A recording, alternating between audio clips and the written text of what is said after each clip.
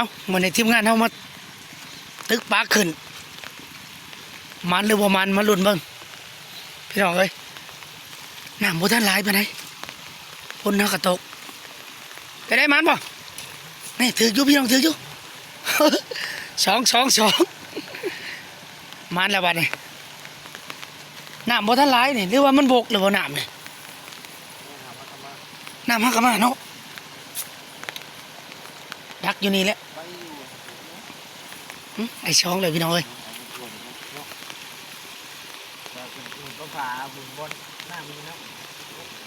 ปากหวยมันบ่เป็นตาดเด้บ่เป็นตาดมันดักยากเด้แล้วมันเป็นผักมันก็เป็นผักหินที่เนี่ยมันโตนน้ำโตนลงก็มันเป็นผักหินนั่นได้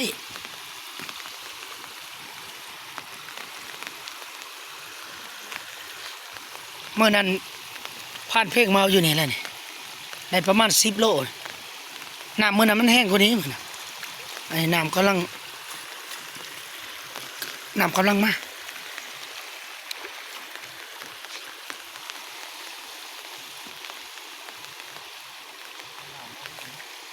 ตึกเบิ้งน้ำค้อนมันขึ้น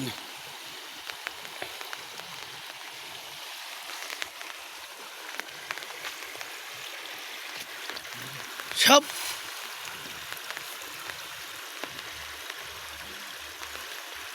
น้ำบ่ทันหลายนะขนาดมาแห้งนี่ปลาในชาติเดียวขึ้นแล้วถือบ่ฮะถือแล้วพอได้เก็บได้เล่มอยู่พี่น้องเอ้ยพอได้เล่ม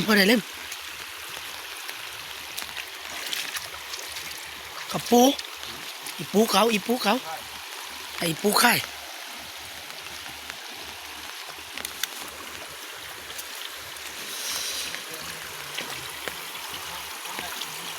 น้ำมาเพราะท่านแห้งว่าไง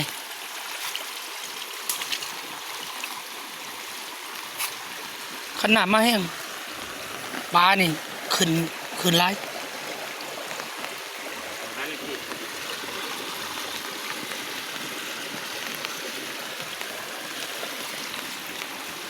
กับทีมงานมันนี่บ่ต้องโปน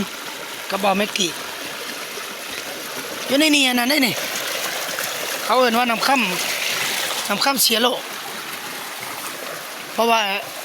เราสลักชื่อไว้ในนี่เห็นบ่โลกาหินก่อนนี่เรา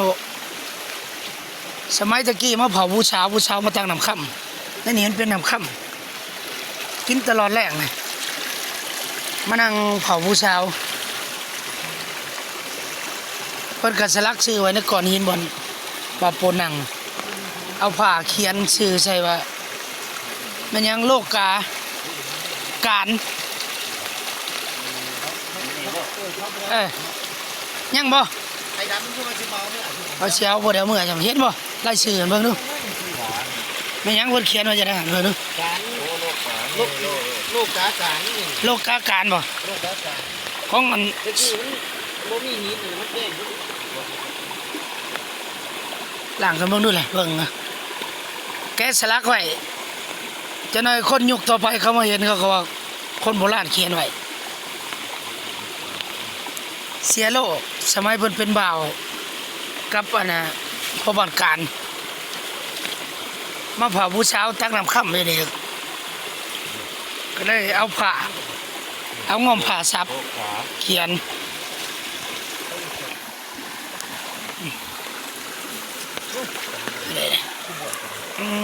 นี่เพิ่นเขียนชื่อไว้นี่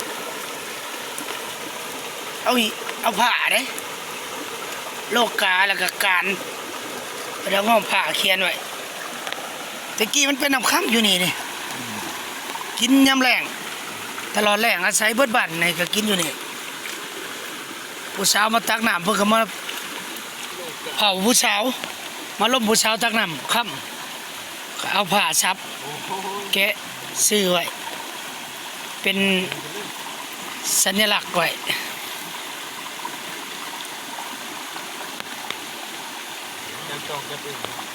มันบ่ช่วงเพิ่นเป็นบ่าวก็สิประมาณเท่าไหร่ประมาณ30 กว่าปีขึ้นหลังนะนี่ประมาณ30 กว่าปีขึ้นหลัง ต่อไปนี่คนรุ่นหลังว่าโอ้ก็ฉันคนโบราณเขียนชื่อไว้ว่า โลกกาโลกการ ยังเขียนแจกอีกเนาะโลกาการสองหนุ่มเพิ่นได้เป็นบ่าวนำกันตะกี้เสียดำมาสิมาเอามื่อไหวยังบ่ทันมาเอาเนาะเอารถยกเมื่อปลาไว้โอ้ยประมาณกันได้พี่น้องเอ้ยเลาะขึ้นไปอีกก่อนถ้าก็ได้ปลา3-4 ตัวฮึบเอาอีกเราตึกขึ้นไปน้ำตาดเลย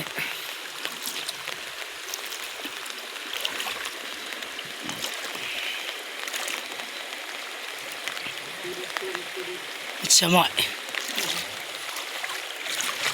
เอาสิตึกหลอกขึ้นไปเรื่อยๆน้ำตาดเนี่ยบนน้ำไหลเนี่ยหลอกขึ้นไปจนหมดตอนนี้เขาก็อยู่ตาดพี่น้องเอ้ยตาดน้ำค่ำไปก่อนเป็นน้ำค่ำอยู่บ้านเขาเองตาดน้ำค่ำขึ้นไปนี่ก็สิหลอกขึ้นไปใส่ตาดว่างน้องพี่น้องเอ้ยฮะได้ป่ะโอ้เดี๋ยวอยู่ต้นน้อยๆพี่น้องเอ้ยเอามากับทีมงานมากับบาโปนแล้วก็บาเมกี้สิหลอกตึกขึ้นไปเนี่ยเมื่อก่อนในตาดนี่ก็จะได้ปลาดุก10 โลเพราะว่าเมื่อก่อนนั้นฝนตกแห้งน้ำหลายกว่านี้อันนี้น้ำกำลังมาพี่น้องเลยจะได้เขาล่อลุ่นน้ำกันว่าสิมันหรือบ่มันเอาสิหลอกขึ้นไปนี่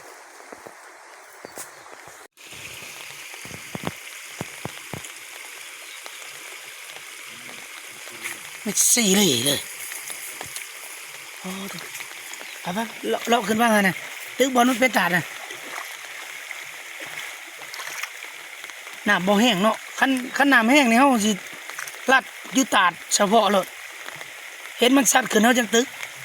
อันนี้น้ำมันคอย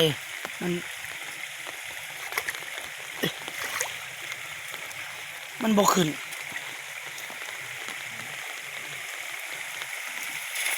ชุบ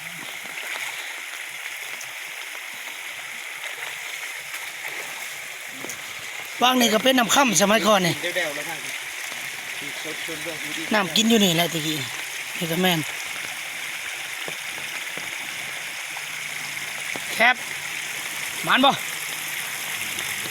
ตามตึก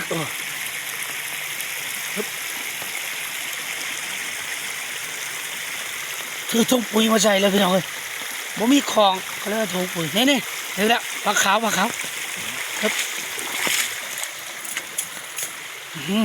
ใช่เลยเห็นตัวนึง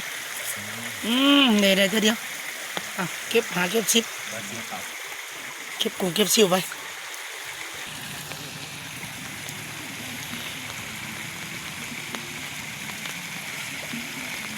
โอ้ยไอ้หยันมื่นทึกน้ำตลกแตกเนี่ย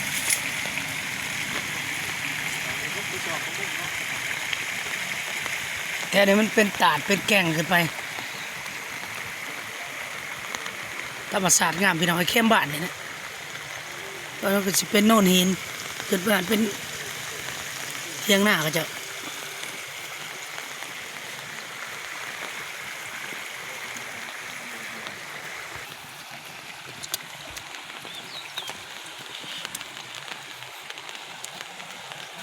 ตอนนี้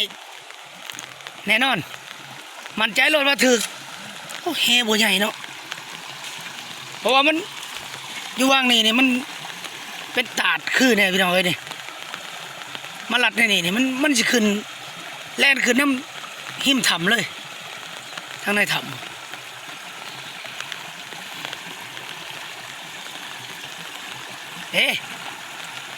เดี๋ยวอยู่ปลาขาวบ่ปลาขาวปลาดุกบ่สมัยแต่ยังหน่อยนี่มักมาเล่นตาดนี่พี่น้องนี่เฮ็ดบักสไลเดอร์ตลาดลงมานี่มาเล่นจนแต่เช้าจนเที่ยงนี่คือเดือนอดีตจะเข้ายังหน่อยบ้านเฮามักมาเล่นตาดลงตลาดลื่นลงมา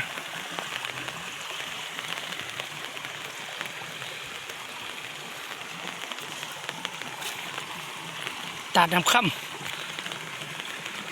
วังน้องพี่น้องไอ้แท้นี่บนน้องเราบ่ตึกเบิ่งเนาะหรือว่าบ่ตึกก็ได้ไปตึกบนมันเป็นตาดอะเราไปตึกตาดทั้งเทิงพี่น้องเลย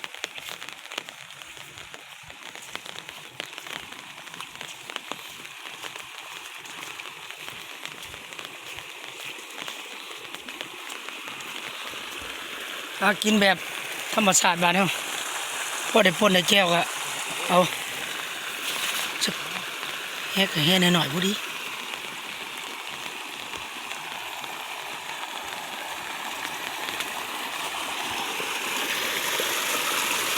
โอ้น้ำมันบกแล้วน้ำมันหยบเลยเพราะไม่น้ำขึ้นพานามาตอนฝนตกแห้งๆน้ำขึ้นเลยสิไข่อยู่นี่น้ำมันหยบปลาโบขึ้นเลยโอ้ถึงจะปลาตอง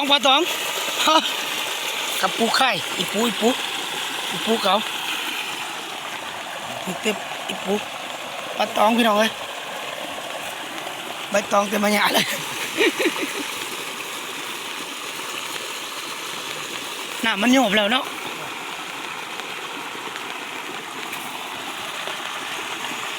เอาเฉลาตึกขึ้นไปหอดว่างนั้นเท่ากับสีเศร้าถอยกลับไปตึกบนใหม่พี่น้อยไปลำหัวใหญ่น้ำมันสิไหลเพราะว่าไหลห่วยไหลลงไปโฮมกันปลามันไหลอยู่ว่างอยู่หัวใหญ่บ้านเฮา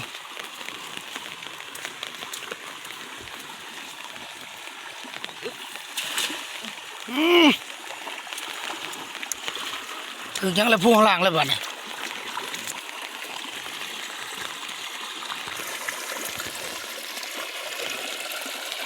เห็นไหมอันนี้เลยนี่แต่ปลาตองเอาที่กระปูเอาบ่ปูน่ะอีปูอะไรลงน้ำ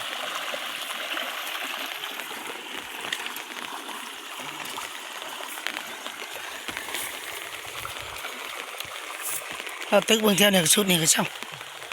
กลับไปตึกหัวใหญ่มันเป็นว่างยับกระเทิงเป็นว่างน้ำน่องเงาเป็นว่างน่องเข้าไปจะว่าอื่นว่าว่างน่องน้ำมันน่องมันเป็นว่างเลิกเกาะว่างเทิง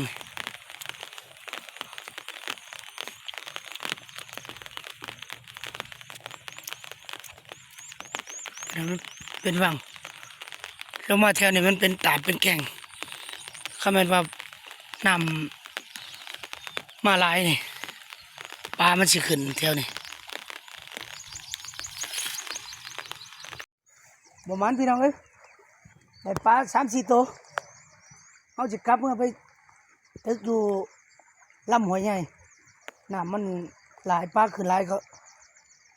เห็นกระเจ้าได้เมื่อเช้านี้เอาผ้าฟันเอาก็ได้แต่ปลาคอตัวสำแขนนี่เอาสิพาพี่น้องไปลัดเบิ่งอยู่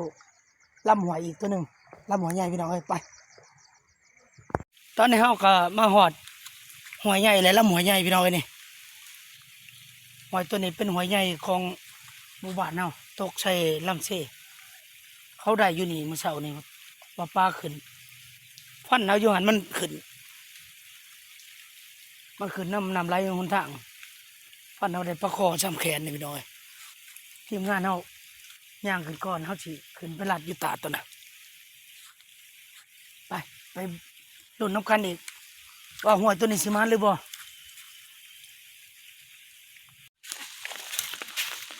โอ้น้ำไหลเติบน้ำลงหอยลงห้องเลยหัวใหญ่ตัวนี้แต่เขาสิไปลัดอยู่บนน้ำขุ่นๆน่ะทีมงานเอาไปก่อนน่ะทีมงานเอาตึกถาโอ้เพียงหัวเข่าน้ำเลิก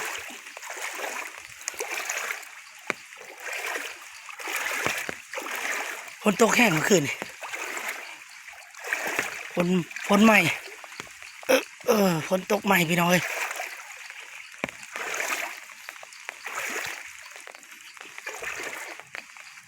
โอ้เป็นได้ล่ะประมาณบ่พวกคืนใช่ไหมประมาณใช่พี่น้องเอ้ยแต่ปลาซิวหน่อยใช่อึ๊บ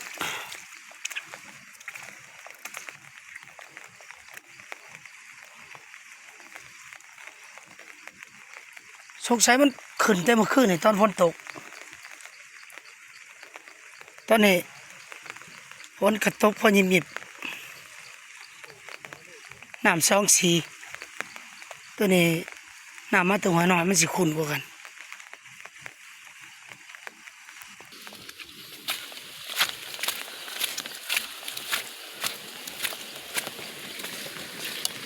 โอ้เป็นผักที่น้องมันหักบ่ขึ้นเนาะ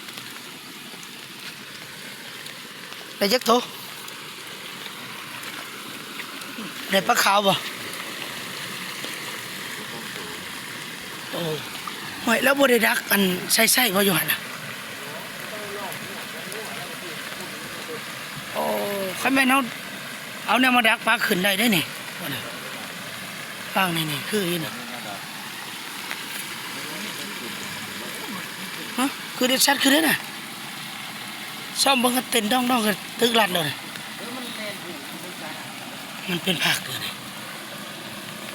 ปลามันแล่นชัดขึ้นนี่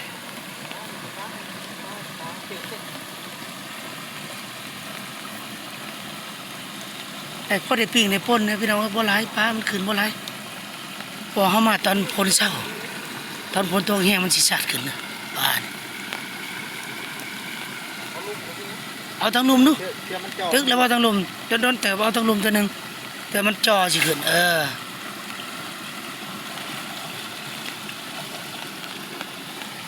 เก็บหาเก็บซิปเก็บกุ้งเก็บซิ่วนี่แหละพอได้ดาดปากลูกเมียพี่น้องเอ้ยการหาอยู่หากินบ้านเฮาครับประมาณนี้พี่น้องเอ้ย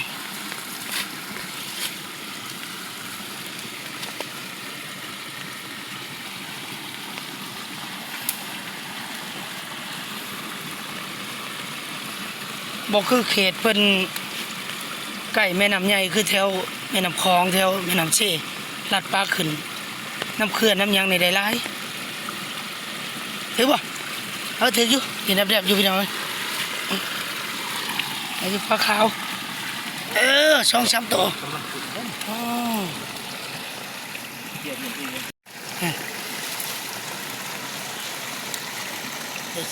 2 ตัว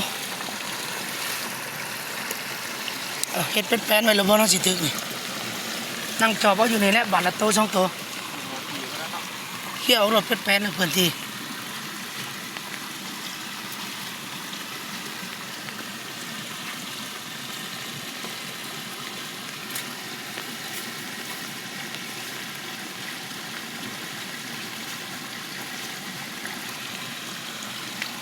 ปลาดุกบ่ขึ้นเนาะ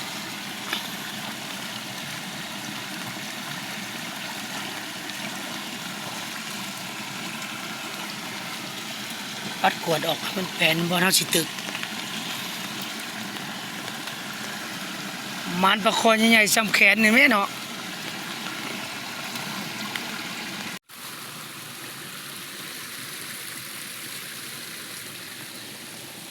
เอารอดักมันซ่อมมองมันขึ้นเฮาสิตึกมันจะบ่ผาดเป่าเนาะตอนวันนี้เฮากวดแปลนบ่แล้วเท่านี้เนาะตึกงานเฮาเฮ็ดบ่เฮาสิตึกแหมันแปลนตึกเข้าไปมันจังบ่ถืองาใหม่บ่ถือไปตองไว้ดอกตึกงานเอารอลุ้นกันว่าสิมาหรือบ่บาทต่อไปบาทแท้ต่อไปสิมาหรือบ่พี่น้องเอ้ยโอ้ยสรุปรายได้พี่น้องเอ้ยสรุปผลงานได้ปลาขาวกับปลาดุกตัวหนึ่งแล้วก็อีปูข่ายพี่น้องเอ้ยพอได้เมื่อดาดปากลูกปากเมียกินบ่ได้ดอกได้แต่ดาดแล้วมันบ่หลายนี่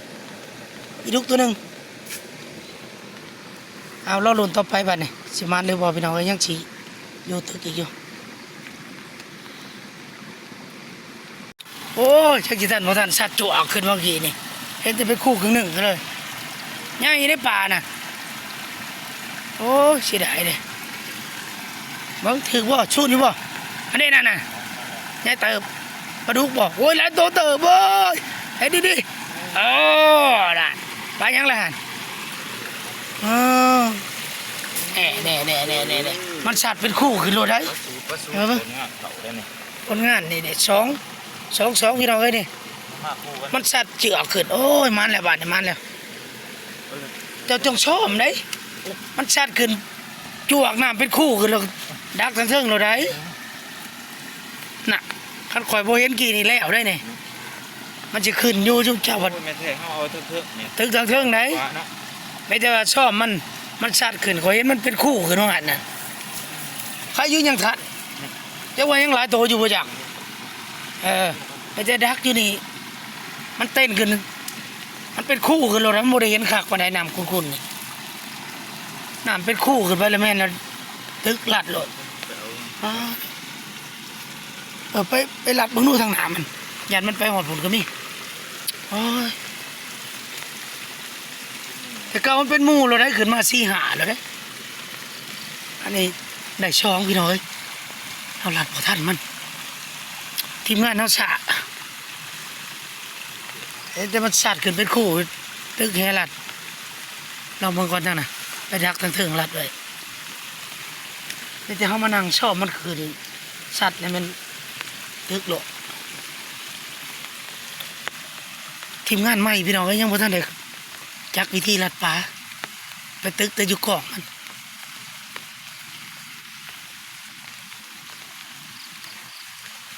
เห็นได้ถือบ่ถืออยู่ปลาหน่อยพี่น้องเอ้ยลองเบิ่งในกล่องมัน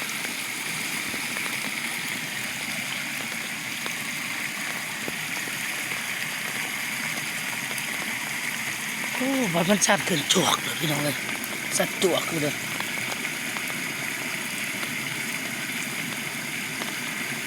พอถือเนาะพอถือพี่จะนั่งรอจังหวะเบิ่งมันก่อนเบิ่งมันกระโดดขามพักตัวนั้นคืนเขาจังตึกลัดเลยมันสิเห็นเป็นคู่ขึ้นไปสายตาจ้องเบิ่งบนนี่แหละ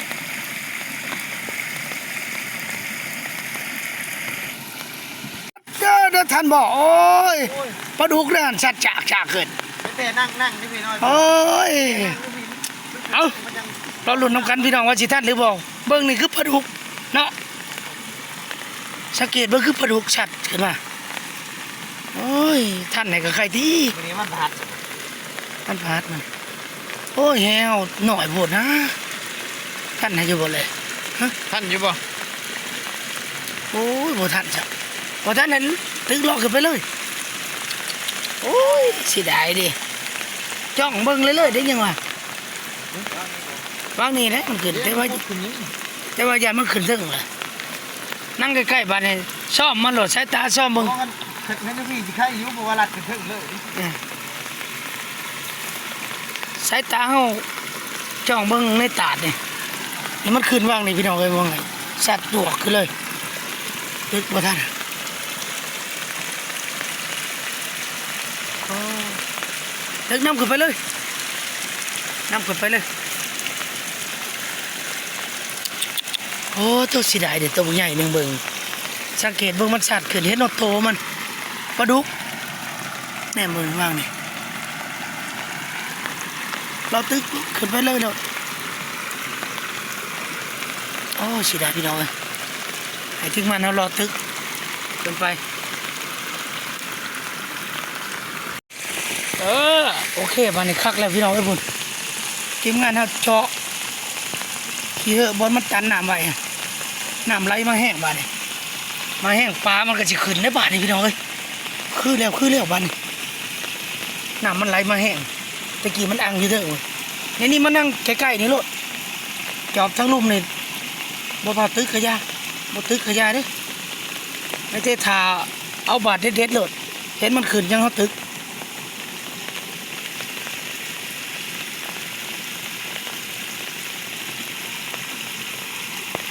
ซ่อมมึงสัตว์จวกขึ้นเห็นเด้อเป็นคู่กันเลยว่างั้นเห็นหนวดโต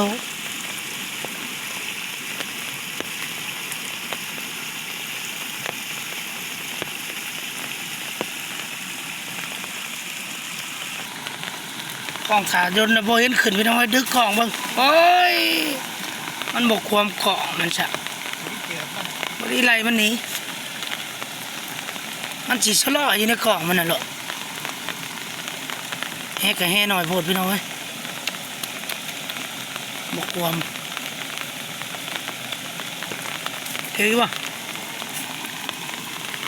เม็ดชะหมอยพี่น้องเอ้ย มั่วมากเนาะ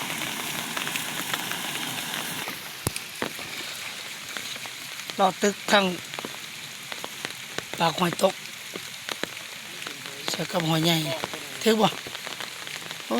ถือเตยกับปู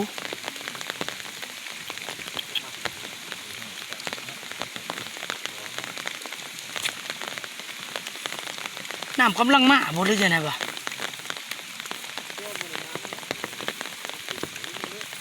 ตึกเบิ่งดูแถวนี้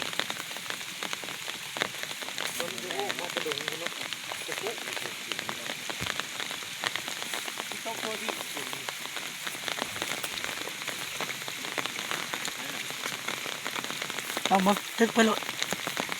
เลิกแล้วกองตาดเป็นไหมแต่มันเป็นตาดีนี่เอามาดูหน่อย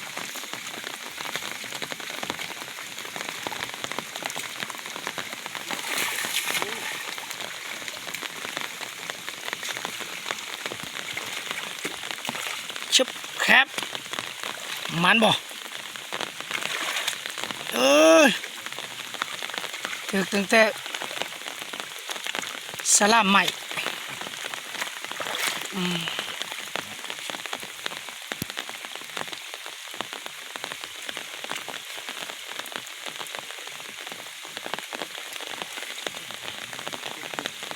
ทีมงานเฮาบ่ถนัดปานใดพี่น้องเอ้ยทั้งหากินหาปูหาปลา